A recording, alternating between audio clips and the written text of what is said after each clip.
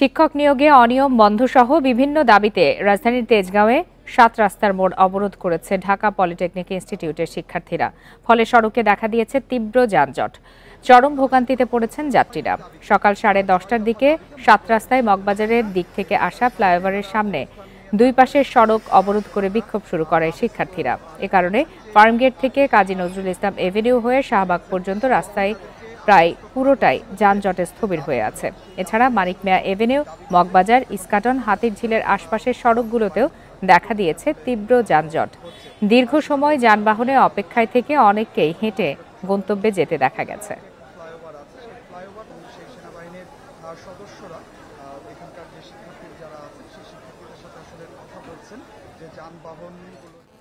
এ বিষয়ে আরো বিস্তারিত জানাতে এই মুহূর্তে রাজধানীর তেজগাঁ থেকে যোগ দিয়েছেন সহকর্মী আদিলুর রহমান। আদিল, 10:30টার পর থেকেই এই সড়ক অবরোধ করেছেন ঢাকা পলিটেকনিকের শিক্ষার্থীরা, যার ফলে কিন্তু বিরাট বড় ধরনের যানজটের সৃষ্টি হয়েছে। এই মুহূর্তে সড়কের পরিস্থিতি কেমন দেখছেন, আর কোন পক্ষ থেকে এখন পর্যন্ত এই অবরোধ তুলে নেওয়ার জন্য আশ্বস্ত করা হয়েছে কিনা শিক্ষার্থীদেরকে?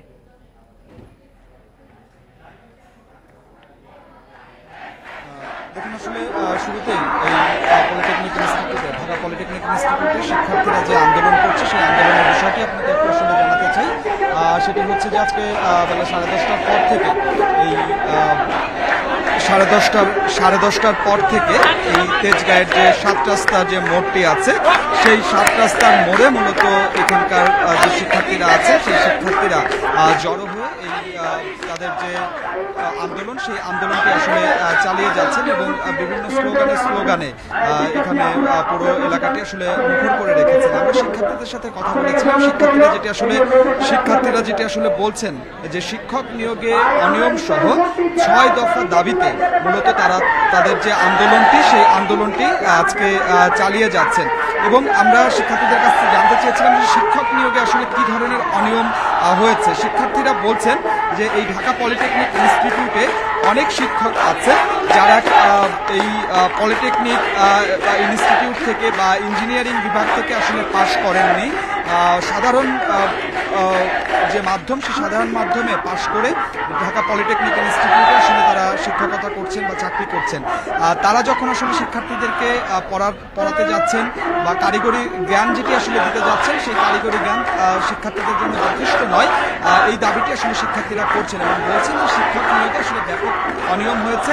এই অনিয়ম আসলে বন্ধ করতে হবে এবং একই সাথে চাকরিতে বিভিন্ন যে সুযোগ সুবিধা সেই সুযোগ সুবিধার গুলো বাড়ানো সহ নানা যে দাবি সেই দাবিতেই মূলত এখানে শিক্ষার্থীরা জড়ো হয়ে তাদের যে আন্দোলন সেই আন্দোলনটা আসলে চালিয়ে যাচ্ছেন। আমরা শিক্ষার্থীদের সাথে আসলে কথা বলেছিলাম যে যারা কতক্ষণ এই আন্দোলনটি চালিয়ে যাবেন। তার কারণ হচ্ছে আপনি জানেন যে তেজগাঁয়ের যে এলাকাটি এই এলাকাটি খুবই গুরুত্বপূর্ণ একটি এলাকা এবং এই যে আন্দোলনের পর থেকেই এই এলাকায় যান চলাচল আসলে বন্ধ হয়ে যাওয়ার কারণে ব্যাপক যে যানজট সেই যানজটের যে সৃষ্টি সেই সৃষ্টিটিও আসলে হয়েছে।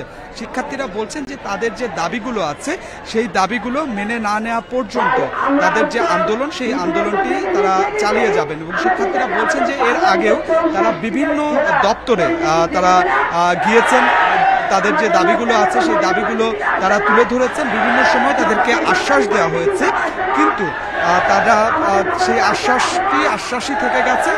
সেগুলো আসলে তাদের যে দাবিগুলো সেই দাবিগুলো পূরণ হয়নি। সেই দাবিগুলো পূরণ না হওয়ার কারণে তারা আজকে এই যে আন্দোলন সেই আন্দোলনে নামতে আসলে বাধ্য হয়েছেন এবং সেই আন্দোলনটি আসলে তারা চালিয়ে যাচ্ছেন এবং শিক্ষার্থীরা বলছেন যে যতক্ষণ না পর্যন্ত তাদের এই দাবিটি মেনে নেওয়া হবে ততক্ষণ পর্যন্ত তারা এই পথে থাকবেন এবং সড়ক অবরোধ করে তাদের যে আন্দোলন সেই আন্দোলনটি চালিয়ে যাবেন। আমরা শিক্ষার্থীদের সাথে কথা বলেছিলাম যে শিক্ষার্থীরা এই আন্দোলনের কারণে যানজটের সৃষ্টি হচ্ছে, সাধারণ মানুষ ভোগান্তির মধ্যে পড়ছে। শিক্ষার্থীরা বলছেন যে তারা আসলে বাধ্য হয়ে তাদের যে আন্দোলন সেই আন্দোলনে নামতে বাধ্য হয়েছেন এবং শিক্ষার্থীরা বলছেন যে তারা যে আজকে আন্দোলন চালিয়ে যাচ্ছেন এখন পর্যন্ত কোনো পক্ষ থেকে তাদেরকে কোনো আশ্বাস দেওয়া হয়নি এবং তাদের এই আন্দোলন থেকে বিরত থাকতে বলা হয়নি। তাদের যে রাজধানীর তেজগাঁ থেকে জানাচ্ছিলেন সহকর্মী আদিলুর রহমান। আশুলিয়া শিল্পাঞ্চলে শ্রমিক অসন্তোষের কারণে আজও অন্তত ৭৯টি কারখানায় সাধারণ ছুটি ঘোষণা করা হয়েছে। অপ্রীতিকর ঘটনা এড়াতে কারখানাগুলোর সামনে মোতায়েন রয়েছে অতিরিক্ত পুলিশ সদস্য। এছাড়া শিল্পাঞ্চলে যৌথ বাহিনীর টহলও অব্যাহত রয়েছে। এর আগে সকালে সাভার আশুলিয়া শিল্পাঞ্চলের প্রায় সব কারখানায় কাজে যোগ দিতে যান শ্রমিকরা। তবে দাবি পূরণ না হওয়ায় কাজে যোগ না দিয়ে কিছুক্ষণের মধ্যেই বেরিয়ে আসেন তারা। শিল্প পুলিশ জানিয়েছে, দাবি দেওয়া নিয়ে শ্রমিক অসন্তোষের জেরে কয়েকটি কারখানায় সাধারণ ছুটি ঘোষণা করা হয়েছে। এছাড়া হামলার আশঙ্কায় আশপাশের কয়েকটি কারখানাতেও ছুটি দেওয়া হয়েছে। তবে এখন পর্যন্ত কোনো অপ্রীতিকর ঘটনার খবর পাওয়া যায়নি।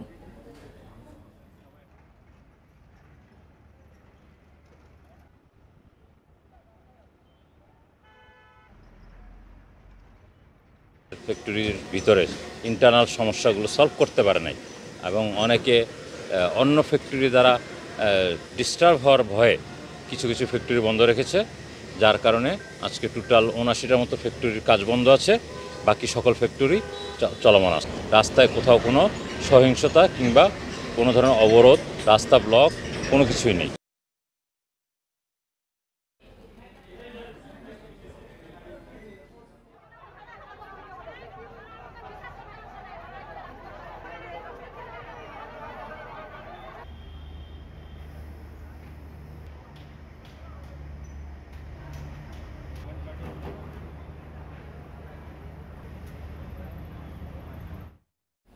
শ্রমিক অসন্তোষের বিষয়ে আরো বিস্তারিত জানাতে এই মুহূর্তে ঢাকার আশুলিয়া থেকে যোগ দিয়েছেন সহকর্মী আনোয়ার সাদাত নূর। আনোয়ার সাদাত নূর, যেমনটি আমি খবরেও দেখাচ্ছিলাম যে সেখানে ৭৯টি কারখানায় সাধারণ ছুটি ঘোষণা করা হয়েছে এবং নিরাপত্তাজনিত কারণে বেশি দেখানো হয়েছে। শ্রমিকদেরকে কেন আশ্বস্ত করা যাচ্ছে না? বারবারই কেন এ ধরনের ঘটনার পুনরাবৃত্তি হচ্ছে?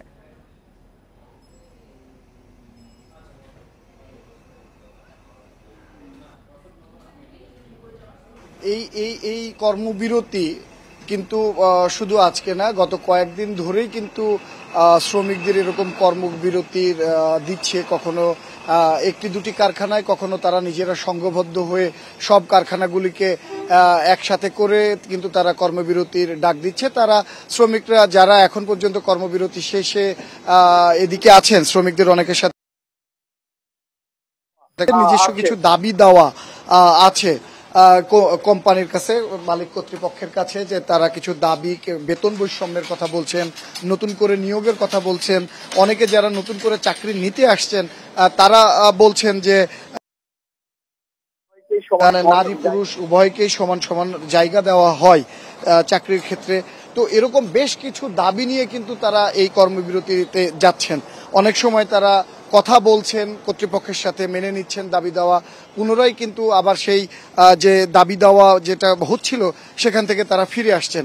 তো আজকেও কিন্তু তারা সেই একই ধরনের ইস্যু নিয়ে, মানে একই ধরনের দাবি দেওয়া নিয়ে তারা কিন্তু এইখানকার যে আশুলিয়া এলাকার ৭৯টি কারখানায় কিন্তু আজকে সাধারণ ছুটি ঘোষণা করেছে কারখানা কর্তৃপক্ষ।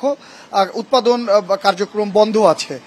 কারখানা কর্তৃপক্ষ বলছেন যে শ্রমিকরা আসছেন, তারা তাদের হাজিরা দিচ্ছেন, যে তারা উপস্থিত আছেন, এসেছেন, কিন্তু হাজিরা দেওয়ার পরে তারা কাজ করছেন না, উৎপাদন কাজে যাচ্ছেন না। তারা সংঘবদ্ধ হয়ে কারখানা ত্যাগ করছেন এবং এক কারখানার শ্রমিক আর এক কারখানার কেউ শ্রমিকদেরকে বাধ্য করছেন তাদেরকে কর্মবিরতিতে যাওয়ার জন্য। এবং সংঘবদ্ধভাবে এই আশুলিয়া এলাকায় যে কারখানাগুলি আছে তাদেরকে সেই সব কারখানায় চাপ সৃষ্টি করা হচ্ছে যেন সব কারখানা এভাবে বন্ধ করা হয় বা সাধারণ ছুটি ঘোষণা করা হয়। এরকমটা কিন্তু আমরা যে কারখানা কর্তৃপক্ষ তাদের কাছ থেকে এরকমটা, মানে এই ভাষ্যটা আমরা জেনেছি। তবে অধিকাংশটাই আবার বলা হচ্ছে যে নিরাপত্তাজনিত কারণে, যাদের কোনো কোনো কারখানায় কর্মবিরতি হয়তো তাদের দাবি নেই, তারপরেও তারা নিরাপত্তাজনিত কারণে, যে কারখানা বন্ধ না করলে যদি অন্য বিক্ষুব্ধ শ্রমিকরা সেই কারখানার উপরে হামলা চালায়, সেই হামলা ঠেকানোর জন্য বা সেই হামলা বিরত রাখার জন্য অন্যরাও সেখানে এই কারখানাগুলি বন্ধ করে রাখার ঘোষণা দিয়েছে। এবং এই হামলা প্রতিহত করতে বা নিরাপদ রাখতে কারখানাগুলোকে এখানে আমরা দেখছি যে বিপুল পরিমাণ আইন শৃঙ্খলা বাহিনীর সদস্য মানে মোতায়েন করা হয়েছে। পুলিশের পাশাপাশি যে শিল্প পুলিশ আছে, পাশাপাশি আমরা দেখেছি যে এখানে র্যাব এবং সেনাবাহিনীর সদস্যদেরও তারা টহলে আছেন।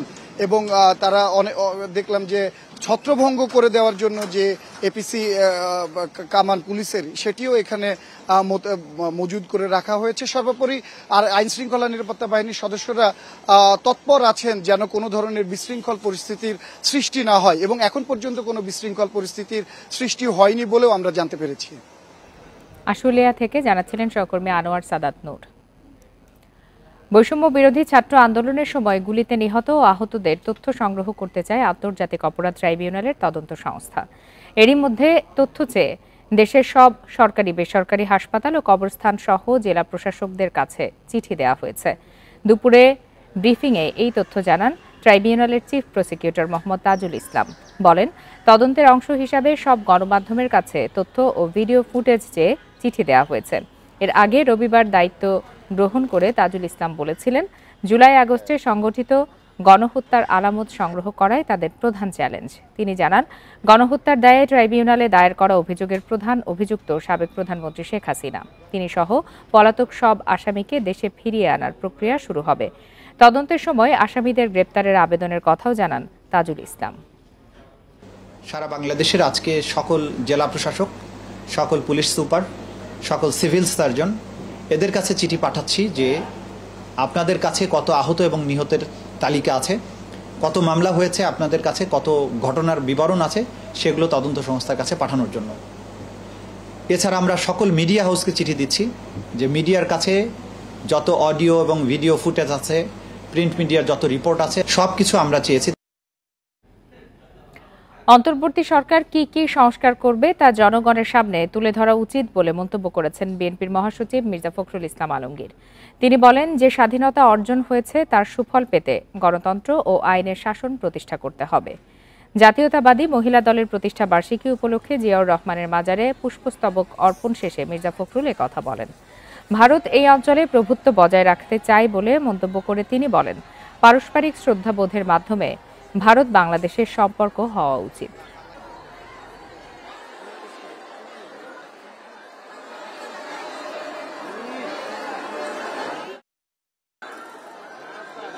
সংস্কারগুলো ঘোষণা করে যেটা তারা করতে চান সেগুলো জনগণের সামনে তুলে ধরা এবং সেটার সময় নির্ধারণ করা, যাতে করে সুনির্দিষ্ট একটা যৌক্তিক সময়ের মধ্যে নির্বাচন হতে পারে এবং জনগণের ক্ষমতা জনগণের হাতে তুলে দেওয়া যেতে পারে, সেই ব্যবস্থা করার জন্য আমরা তাদেরকে অনুরোধ করি। ঢাকা শাহজালাল বিমানবন্দরের নাম পরিবর্তন করে জিয়া আন্তর্জাতিক বিমানবন্দর হিসেবে পুনর্বহালের দাবিতে মানববন্ধন হয়েছে। দুপুরে বিমানবন্দরের সামনে এই মানববন্ধনে অংশ নেন বিভিন্ন শ্রেণী পেশার মানুষ। তারা বলেন, শহীদ জিয়াউর রহমানের স্মৃতির প্রতি শ্রদ্ধা জানিয়ে বিচারপতি আব্দুস সাত্তারের সরকারের সময় জিয়া আন্তর্জাতিক বিমানবন্দর হিসেবে নামকরণ হয়েছিল। পরে শেখ হাসিনার সরকার প্রতিহিংসা পরায়ণ হয়ে সেই নাম পরিবর্তন করে বলে অভিযোগ করেন তারা। একে চরম অন্যায় হিসাবে অভিহিত করে অন্তর্বর্তী সরকারের কাছে বিমানবন্দরের আগের নাম পুনর্বহালের দাবি জানান তারা। জিয়াউর রহমানের নামে এই বিমানবন্দরকে পুনঃপ্রতিষ্ঠিত করেন। আমি মনে করি বাংলাদেশের 18 কোটি জনগণ খুশি হবে। অতি বিলম্বে জিয়াউর রহমানের নাম অন্তর্ভুক্ত করুন এবং সেটা বাস্তবায়ন করুন। শহীদ প্রেসিডেন্ট জিয়াউর রহমানের নাম পুনঃস্থাপন করে জনগণের আশা আকাঙ্ক্ষার প্রতিফলন করবেন। গেল 2 সপ্তাহের ব্যবধানে দেশের বাজারে 25% পর্যন্ত বেড়েছে সব ধরনের টায়ারের দাম। রিকশা, ভ্যানের টায়ারের দাম বেড়েছে প্রায় 150 টাকা। এছাড়া 400 টাকা পর্যন্ত বেড়েছে বাস, ট্রাকের মতো যানবাহনের টায়ারের দাম। বিক্রেতারা বলছেন, বিশ্ববাজারে রাবারের দাম বাড়ার পাশাপাশি গাজী টায়ার্সে আগুনের ঘটনার পর টায়ারের সরবরাহ কমেছে, যার প্রভাব পড়েছে বাজারে। গেল 25 আগস্ট দুর্বৃত্তরা পুড়িয়ে দেয় গাজী টায়ার্সের কারখানা। ফলে টায়ার ও টিউবের কারখানাটি ধ্বংসযজ্ঞে পরিণত হয়। রিকশা ও ভ্যানের টায়ারের প্রায় অর্ধেক বাজার ছিল গাজী টায়ার্সের দখলে। প্রতিষ্ঠানটিতে আগুনের ঘটনায় থমকে গেছে এর উৎপাদন। ফলে স্থানীয় বাজারে এর প্রভাব পড়তে শুরু করেছে। বাজারে তাদের পণ্য সরবরাহ বন্ধ থাকায় অন্য উৎপাদনকারী প্রতিষ্ঠানগুলো এই সুযোগে দাম বাড়িয়ে দিয়েছে বলে জানান ক্রেতা ও বিক্রেতারা। 200, 250, 300 টাকা কত বাড়ছে একটা করে টায়ার। গাজী টায়ার ছিল 520 টাকা, অন্ত গাজী টায়ার পাওয়া যায় না। ন্যাশনাল টায়ার ছিল 500 টাকা, ন্যাশনাল টায়ার এখন 700 টাকা। রিক্সা, ভ্যানের এই বাজারটা গাজী নিয়ন্ত্রণ করে। ওরা না থাকার কারণে অন্যান্য কোম্পানি যারা আছে ওরা এখন এই সুযোগে কিছুটা রেট বাড়াই দিয়ে মার্কেট চালাইতেছে। রিক্সা, ভ্যানের পাশাপাশি বাস, ট্রাকসহ ভারী যানবাহনের কিছু টায়ারও বিক্রি করত গাজী। বিক্রেতারা বলছেন, প্রতিষ্ঠানটির নতুন কোনো পণ্যের চালান আসেনি বাজারে। গাজীটা যখন আগুন লাগে তার পরে অন্যান্য কোম্পানিরা টায়ারের দাম বৃদ্ধি করছে। গাজী টায়ারটা একটা সাশ্রয়ী মূল্যে পেত বাংলাদেশ, সেই টায়ারটা এখন আর পাচ্ছে না। এখন মনে করেন যে টায়ারের দামটা একটু ঊর্ধ্বগতি, একটু বাড়ছে। এ খাত সংশ্লিষ্টরা বলছেন, কয়েক মাস ধরে টায়ার তৈরির কাঁচামাল রাবারের দাম বেড়েছে। এছাড়া ডলারের দাম বৃদ্ধিসহ নানা কারণে উৎপাদন খরচও বেড়েছে। এ অবস্থায় বেশি দাম দিয়ে বিদেশ থেকে টায়ার আমদানি করতে হবে বলে জানান তারা। রিক্সা সেগমেন্ট হচ্ছে আপনার ভ্যান টায়ার, রিক্সা টায়ার, ঠিক আছে, সাইকেল টায়ার, এই যে টায়ারগুলো আছে এটাতে আমাদের একচেটিয়া ব্যবসা। এটার প্রভাবটা নেগেটিভ যখন পড়বে তখনই আপনারা বুঝতে পারবেন যে আসলে কত বড় শক্তি একটা আমরা এখানে ছিলাম টায়ার ইন্ডাস্ট্রিগুলো। বর্তমানে দেশে প্রতি বছর প্রায় 25 লাখ টায়ারের চাহিদা রয়েছে। দেশের বেশ কয়েকটি কোম্পানি টায়ার উৎপাদন করলেও বাজারে চাহিদার 90% বেশি আমদানি করা হয়। Shafil Alam Sujan, independent news, Dhaka. ঠাকুরগাঁও সীমান্তে ভারতীয় সীমান্তরক্ষী বাহিনী বিএসএফের গুলিতে জয়ন্ত কুমার শীল নামে এক বাংলাদেশি কিশোর নিহত হয়েছে। ভোরে বালিয়াডাঙ্গি উপজেলার ধনতলা সীমান্তে এই ঘটনা ঘটে। ভারতে অনুপ্রবেশের চেষ্টার সময় জয়ন্তকে গুলি করে ভাঙাপাড়া বিএসএফের ক্যাম্পের জওয়ানরা হত্যা করে। এতে ঘটনাস্থলে তার মৃত্যু হয়। নিহতের মরদেহ বিএসএফের কাছে রয়েছে। এর আগে 1 সেপ্টেম্বর মৌলভীবাজারের কুলাউড়া সীমান্তে বিএসএফের গুলিতে স্বর্ণা দাস নামে এক বাংলাদেশি কিশোরীর মৃত্যু হয়। ভারতে অনুপ্রবেশের চেষ্টায় স্বর্ণা ও তার মা সহ কয়েকজন কাঁটাতারের বেড়ার কাছে পৌঁছালে তাদের লক্ষ্য করে গুলি ছোঁড়ে বিএসএফ। এতে গুলিবিদ্ধ হয়ে ঘটনাস্থলে মারা যায় কিশোরী স্বর্ণা।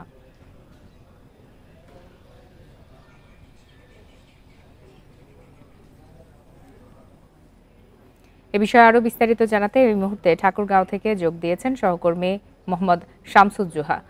শামসুজ্জোহা, নিহত কিশোরের মরদেহ ফিরিয়ে আনতে বিজিবির পক্ষ থেকে কোনো ধরনের উদ্যোগ এখন পর্যন্ত নেওয়া হয়েছে কিনা?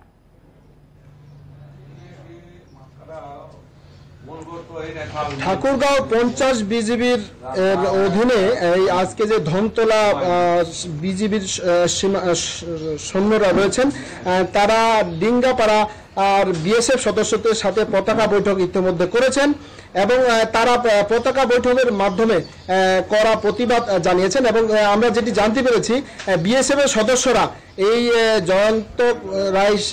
জয়ন্ত কুমার সিংয়ের মরদেহ ময়না তদন্তের পরে ফেরত দেওয়ার কথা জানিয়েছেন। তবে এটি আগামী কালকে হতে পারে এবং পরশু নাগাদ কিন্তু হতে পারে, তারা কিন্তু এমনটাই জানিয়েছেন। তবে ময়না তদন্তের আগে এই জয়ন্ত কুমারের মরদেহ তারা হস্তান্তর করবেন না, এমনটি কিন্তু আমরা জানতে পেরেছি। আর এদিকে জয়ন্তের নিহতের খবরে তার মা জয়ন্তী রানী কিন্তু একবারে শয্যাশায়ী হয়ে পড়েছেন। জয়ন্তর বাবা মহাদেবও কিন্তু রংপুর মেডিকেলে ইতিমধ্যে চিকিৎসা নিচ্ছেন, তার পায়ে গুলি লেগেছে। এছাড়া এই ঘটনায় কিন্তু দেবারু নামে আরেকজন গুলিবিদ্ধ হয়েছেন। সব মিলিয়ে সীমান্তের এক উত্তেজনা বিরাজ করছে। এই মানুষদের মাঝে এক চাপা ক্ষোভও কিন্তু আমরা দেখতে পাচ্ছি। তারা এই সীমান্তে এই মানুষকে পাখির মতো হত্যার কিন্তু একবারে কিন্তু কড়া প্রতিবাদও জানাচ্ছেন। এই সীমান্ত হত্যা একবারে কাম্য নয়, এটি শুধু ঠাকুরগাঁও নয়, সারা দেশবাসীরই কাম্য যেন সীমান্তে আর এরকম জয়ন্ত বা সন্না আর দাসের মতো এই শিশু সন্তানদেরকে হত্যা হতে না হয়, তারা কিন্তু এমনটাই জানিয়েছে। সহকর্মী শামসুজ্জোহা জানাচ্ছিলেন ঠাকুরগাঁ থেকে। দক্ষিণ পূর্বাঞ্চলের 4 জেলার বন্যা পরিস্থিতির আরও উন্নতি হয়েছে, তবে ধীর গতিতে পানি নামায় নিম্নাঞ্চলের অনেক জায়গায় এখনও জলাবদ্ধতা রয়েছে। এতে বাসিন্দারা দুর্ভোগে পড়েছেন। লক্ষ্মীপুরে এখনও তলিয়ে আছে অনেক রাস্তাঘাট। জেলার 5 উপজেলায় পানিবন্দী অন্তত 5 লাখ মানুষ। আয় রোজগার বন্ধ থাকায় মানবেতর জীবনযাপন করছেন তারা। একই অবস্থা নোয়াখালীতেও। এখনও ডুবে আছে নিম্নাঞ্চলের পথঘাট, যাতায়াত করতে হচ্ছে নৌকা দিয়ে। স্থানীয়দের অভিযোগ, খাল দখল করে ভরাট করার কারণে পানি নামতে সময় লাগছে। এদিকে কুমিল্লার নাঙ্গলকোট, মনোহরগঞ্জ, ব্রাহ্মণপাড়া ও দেবিদ্বারে এখনও পানিবন্দী কয়েক হাজার পরিবার।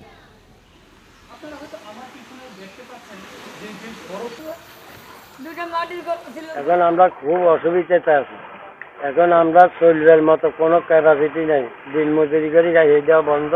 আমাদের ঘর দুয়ারে উড়ে মনে করো আমরা এখন বন্যাগ্রস্ত অবস্থা, আমরা একজনের আশ্রয় আছি। পানিও কমতেছে না, এখান থেকে মানুষ আসতেও পারতেছে না। আমরা মানুষের উপকার স্বার্থে নৌকা 10 টাকা করে মানুষ থেকে নিয়ে আমরা নৌকা ভাড়া ডেলি 800 টাকা করে দেওয়া লাগে। নোয়াখালীর বিভিন্ন উপজেলার পথঘাট এখনও পানিতে তলিয়ে আছে, এতে দুর্ভোগের শেষ নেই স্থানীয়দের। বেগমগঞ্জের গাবুয়া এলাকায় আঞ্চলিক পাসপোর্ট অফিসের সামনের সড়কেও হাঁটু পানি। সেবাগ্রহীতাদের যাওয়া আসা করতে হচ্ছে নৌকায় করে। দূর দূরান্ত থেকে আসা নারী, শিশু, বৃদ্ধ সবাইকে জরুরি প্রয়োজনে পাসপোর্ট নিতে ভোগান্তির পাশাপাশি গুনতে হচ্ছে বাড়তি নৌকা ভাড়া। স্থানীয়দের অভিযোগ, অবৈধভাবে খাল দখল ও ভরাটের কারণে পানি প্রবাহ বন্ধ হয়ে যাওয়ায় এই দুর্ভোগ পোহাতে হচ্ছে তাদের।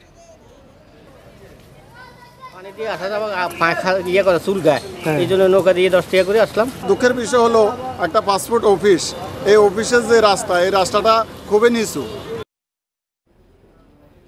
নোয়াখালী থেকে আরো বিস্তারিত জানাতে এই মুহূর্তে যোগ দিয়েছেন সহকর্মী আবু নাসের। আবু নাসের, নোয়াখালীর পাসপোর্ট অফিসে সেবাগ্রহীতারা নানা ধরনের ভোগান্তিতে পড়ছেন, এমনিতেই জলাবদ্ধ অবস্থায় রয়েছেন, তার উপরে বাড়তি ভোগান্তি। কি অবস্থা বিস্তারিত জানাবেন? নোয়াখালী আঞ্চলিক পাসপোর্ট অফিসের এই চিত্র গত প্রায় 10 দিন থেকে। এখানে আসলে নৌকা ছাড়া যাতায়াত করা যাচ্ছে না, নৌকাই একমাত্র মাধ্যম হয়ে পড়েছে। এবং শুধু নোয়াখালী আঞ্চলিক পাসপোর্ট অফিস নেই, বেগমগঞ্জের প্রত্যন্ত অঞ্চল থেকে শুরু করে একেবারে প্রধান সড়ক পর্যন্ত নৌকা ছাড়া যাওয়ার কোনো উপায়ই নেই আসলে। এই পরিস্থিতিতে এখানে আঞ্চলিক পাসপোর্ট অফিসে যারা রয়েছেন তারা পাসপোর্ট অফিসটি একেবারে প্রধান সড়কের পাশে, চৌমুহনী মাইজদি সড়কের পাশে হওয়াতে এখানে যারা আসছেন তারা প্রধান সড়ক থেকে নেমে, প্রধান সড়ক থেকে নামার পর তাদেরকে আঞ্চলিক পাসপোর্ট অফিসে আসতে হচ্ছে নৌকাতে করে, এবং এই জন্য তাদেরকে যাওয়া আসায় 10 টাকা করে 20 টাকা ভাড়া দিতে হচ্ছে। এবং যাত্রীরা আসলে নিরুপায় হয়ে এখানে অল্প কটুক জায়গা আসলে নৌকায় আসতে হচ্ছে। তো মাঝে মধ্যে আবার মাঝিরা কেউ যাদের টাকা নেই তাদেরকে নিখরচায়ও আনা নেওয়া করছেন, এই অবস্থাও আছে। তবে বিষয়টি হচ্ছে যে এখানে নারী, পুরুষ, শিশু, বৃদ্ধ অনেকেই রয়েছেন, তো এতে করে এক ধরনের ঝুঁকিও রয়েছে এখানে নৌকাতে যাওয়া আসাতে। এই ঝুঁকি মোকাবেলা করেই লোকজনকে আসলে আসা যাওয়া করতে হচ্ছে। এবং আঞ্চলিক পাসপোর্ট অফিস থেকে জানানো হয়েছে যে আজও এখানে প্রায় 500 শতাধিক পাসপোর্টের জন্য লোকজন কমপক্ষে এসছেন, এবং প্রতিদিনই এইভাবে 500-700 করে লোকজন সেবাগ্রহীতারা আসতেছেন। এবং এই সেবাগ্রহীতা যারা রয়েছেন তাদেরকে শুধু এই বেগমগঞ্জ না, পুরো নোয়াখালীর বিভিন্ন প্রত্যন্ত অঞ্চল থেকে তাদেরকে আসতে হচ্ছে। আমরা জানি যে চিকিৎসা সহ নানা কারণে এদেরকে পাসপোর্ট অফিসে আসা যাওয়া করতে হয়, চিকিৎসা আছে, চাকরিজনিত কারণ রয়েছে, এবং বিশেষ করে চিকিৎসার জন্য শিশুদেরকেও নিতে হয়, বয়স্কদেরকে নিতে হয়, পুরো পরিবারকে বিদেশ যেতে হয়। ফলে আসলে শিশু, বয়স্ক এবং প্রতিবন্ধী যারা রয়েছে, যারা অনেক অসুস্থ, তাদেরকেও এখানে এনে নৌকাতে করে একেবারে অনেক কষ্ট করে এই পাসপোর্ট অফিসে আনতে হচ্ছে। এই পরিস্থিতিতে মানুষের সীমাহীন দুর্ভোগ। এখানে অল্প কটুক জায়গা, এবং এই জায়গাটি আসলে পুরোপুরি পানি নিষ্কাশন হতে আরো অন্তত 4-5 দিন সময় লেগে যাবে বলেই মনে হচ্ছে। তবে এখন পানির মধ্যে দুপুরের পর থেকে কিছু যানবাহনও আসতেছে, আবার মানুষ অনেকে কষ্ট করে হাঁটু পানি পাড়ি দিয়ে হেঁটেও আসতেছেন, বেশিরভাগে নৌকাতে করে আসতেছেন। এবং নৌকায় আসতে ঝুঁকি যেমন রয়েছে, বাড়তি ভাড়াও তাদেরকে গুনতে হচ্ছে। আঞ্চলিক পাসপোর্ট অফিস থেকে জানানো হয়েছে সড়কটি যেহেতু আগের, এ বিষয়ে তাদের তেমন কিছু করার নেই। এটি সংশ্লিষ্ট দপ্তর যাদের সড়ক, তারা যদি এটিকে উঁচু করে দেয় বা পানি নিষ্কাশনের ব্যবস্থা করে তাহলে তারাও খুশি আঞ্চলিক পাসপোর্ট অফিস। এ হচ্ছে এখানকার আমার কাছে সর্বশেষ। নোয়াখালী থেকে জানাচ্ছিলেন সহকর্মী আবু নাসের। কোথাও ডোবা পানি, কোথাও গলা সমান। শহর থেকে গ্রাম, পানিবন্দী অসংখ্য মানুষ, বেশি বিপাকে শিশু, নারী ও গর্ভবতী মায়েরা। সম্প্রতি ফেনীতে আকস্মিক বন্যায় পানিবন্দী 40টি পরিবারকে প্রথম খাবার সরবরাহ ও পরে উদ্ধার করেন ঢাকার 4 যুবক। তাদের অদম্য সাহসিকতায় এখন নিরাপদে শতাধিক নারী ও শিশু। আগস্টের বন্যায় পানি বন্দি গোটা ফেনী শহর। একটি ভবনের সিঁড়িতে আটকে পড়ে 4 মাসের শিশু অপ্সরা। তার মা খাবারের সন্ধানে পাশের মহল্লায়। হঠাৎই পানি আরও বেড়ে যাওয়ায় ঘরে ফিরতে পারেননি। এমন পরিস্থিতিতে শিশুটিকে উদ্ধার করেন ঢাকার যুবক মোস্তাফিজুর রহমান। ছাদে ওঠার যে সিঁড়িটা, ওই সিঁড়ির মধ্যে পানি ছুঁই ছুঁই অবস্থায় একটা বাচ্চা পড়ে আছে, মেয়ে বাচ্চা, হয়তো 3-4 মাস বয়সের হবে। এই বাচ্চাটার নিচে হলো মানে ডুবন্ত পানি। আমরা প্রায় 2 হাত ধরে উপরে উঠে ওই বাচ্চাটাকে নৌকায় নিয়ে আসে। বন্যা কবলিত এলাকায় চরম বিপাকে পড়েন গর্ভবতী মা, শিশু ও বয়স্করা। বিশেষ করে তীব্র সংকট দেখা দেয় শিশু খাদ্যের। এমন দুঃসময়ে সেখানে ঢাকা থেকে গুঁড়ো দুধ পৌঁছে দেন মোস্তাফিজের বন্ধুরা। বাচ্চাটার সাথে ওর ফ্যামিলির লোকজন ছিল, তারা কান্না করতেছে, মানে সবাই যে তখন আমার কাছে তো কিছু ছিল না, ভাই আর কিছু করি আর না করি, আর কিছু আনেন আর না আনেন, বাচ্চাদের খাবারটা নিয়ে আসতে হবে। এই স্বেচ্ছাসেবীরা 10 দিন ধরে ফেনী শহর, আলুকদিয়া, লালপোল, ছাগলনাইয়া, লক্ষ্মীপুরে উদ্ধার কাজ করেন। অন্তত 40টি দুর্গত পরিবারকে নিরাপদে সরিয়ে আনতে সক্ষম হন তারা। বর্তমানে জেনারেশন যেটা আছে তারা মোবাইল কেন্দ্রিকই থাকে। এখন কেউ অত বৈষম্য বিরোধী আন্দোলনের কারণে সবাই একত্রিত হতে পেরেছে, যার কারণে বন্যাতেও সেম একই আমরা প্রতিফলন দেখতে পেরেছি যে সব যুবক একসাথে ঝাঁপিয়ে পড়েছে। স্বতঃস্ফূর্তভাবে মানুষের বিপদে ঝাঁপিয়ে পড়া, তাতে করে কি হবে, আমাদের এই দেশটা উন্নত হবে, আমাদের ইয়াং জেনারেশনের ভিতরে ক্রিয়েটিভিটি তৈরি হবে, তাদের মুড মাইন্ড চেঞ্জ হবে। স্বেচ্ছাসেবকরা বলছেন, দেশ ও মানুষের বিপদে এগিয়ে আসা সবার নৈতিক দায়িত্ব। এবারের বন্যায় নতুন প্রজন্ম তা আবারও প্রমাণ করেছে। Shahriar Anirban, independent news, Dhaka. জুলাই মাসের অনাবৃষ্টি ও আগস্টের অতি বৃষ্টির কারণে নওগাঁয় রোপা আমনের উৎপাদন ব্যয় বৃদ্ধি এবং ফলন কমের আশঙ্কা করছেন কৃষকরা। ঠাকুরগাঁওয়ের কৃষকদেরও মৌসুমের শুরুতে সেচের ওপর নির্ভর করতে হয়েছে। আবার দেরিতে শুরু হলেও উৎপাদন ব্যাহত হবে না বলে আশা কৃষি বিভাগের।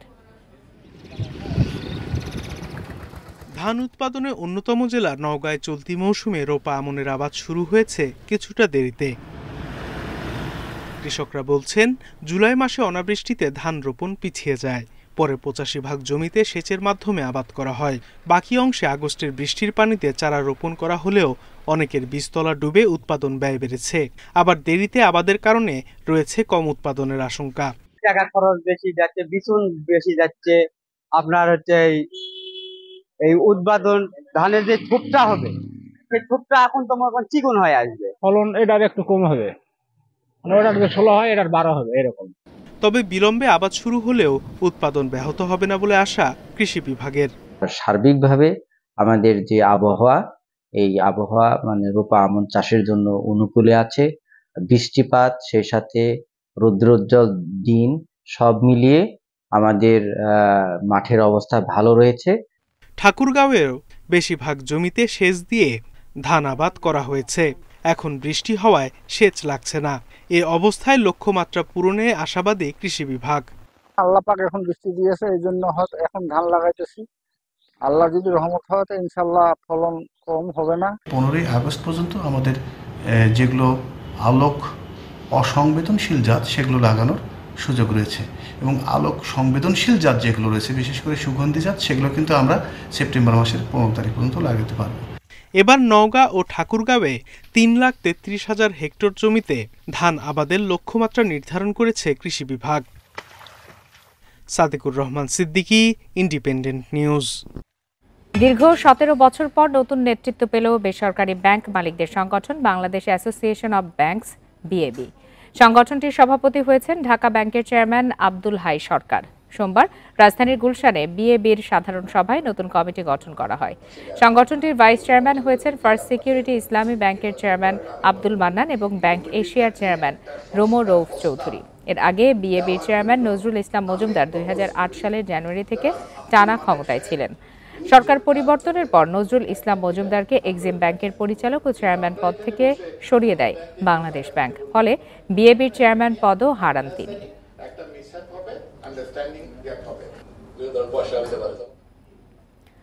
সাংবাদিককে নির্যাতন করার অভিযোগে অভিযুক্ত কুড়িগ্রাম জেলা প্রশাসনের তৎকালীন আরডিসি নাজিম উদ্দিনকে কিশোরগঞ্জের ইটনা উপজেলা নির্বাহী অফিসার হিসাবে পদায়ন করার একদিন বাদে প্রত্যাহার করা হয়েছে। রবিবার সন্ধ্যায় সিনিয়র সহকারী সচিব মোহাম্মদ মামুন শিবলি স্বাক্ষরিত এক প্রজ্ঞাপনে প্রত্যাহারের বিষয়টি জানানো হয়। এতে বলা হয়, বাণিজ্য মন্ত্রণালয়ের বাংলাদেশ প্রতিযোগিতা কমিশনের উপপরিচালক হিসাবে বদলি করা হয়েছে তাকে। এর আগে শনিবার তাকে ইটনাতে পদায়ন করা হয়।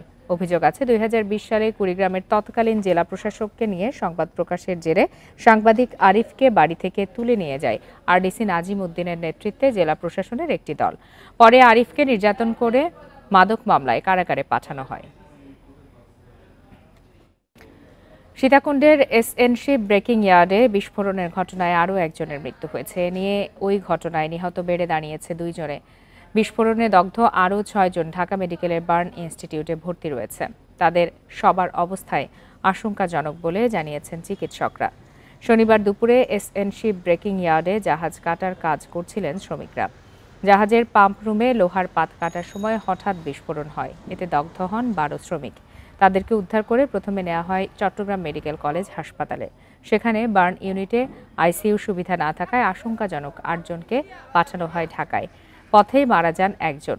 এদিকে দুর্ঘটনায় হতাহতের ঘটনায় এসএন কর্পোরেশনের ইউনিট 2 এবং এমটি স্বরাজ্য স্ক্র্যাপ জাহাজের পরিবেশগত ছাড়পত্র স্থগিত করেছে পরিবেশ অধিদপ্তর। পাশাপাশি জাহাজটি ভাঙার কার্যক্রম বন্ধ করেছে সংস্থাটি।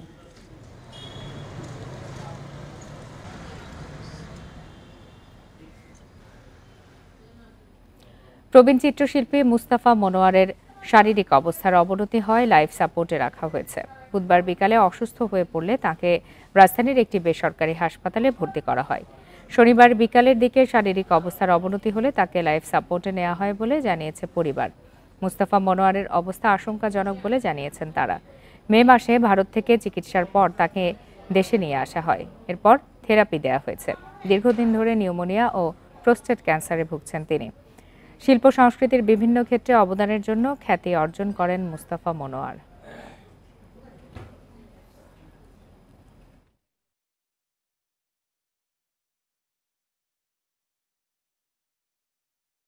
এরই সাথে শেষ করছি আজকের বিরতিহীন সংবাদ দুপুর। ইন্ডিপেন্ডেন্ট টেলিভিশনের সব খবরের আরো বিস্তারিত জানতে চোখ রাখুন ফেসবুক, ইউটিউব আর এক্সে। ধন্যবাদ এতক্ষণ সাথে থাকার।